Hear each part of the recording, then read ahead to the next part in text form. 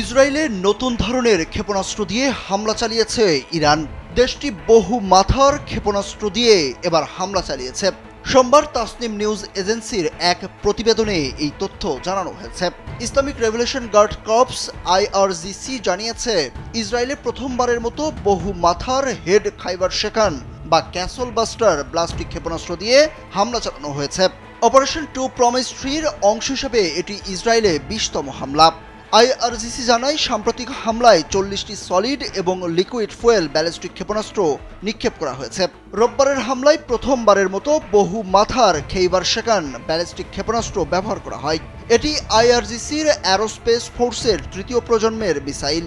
ওয়ালটন আবারও মিলিয়নিয়ার অফারে ওয়ালটন ফ্রিজ কিনে আপনিও হয়ে যেতে পারেন মিলিয়নিয়ার। এই হামলায় আধুনিক ও অপ্রত্যাশিত কৌশল ব্যবহার করা হয়েছে, ফলে মিসাইলের নির্ভুলতা বেড়েছে এবং লক্ষ্যবস্তুতে কার্যকর ও ধ্বংসাত্মক হামলা চালানো সম্ভব হয়েছে। প্রতিবেদনে বলা হয়েছে, ইরানের ছোড়া এসব ক্ষেপণাস্ত্র বেন গুনিয়ান বিমানবন্দর, ইসরায়েলের জৈব গবেষণা কেন্দ্র এবং কমান্ড অ্যান্ড কন্ট্রোল সেন্টারে আঘাত এনেছে।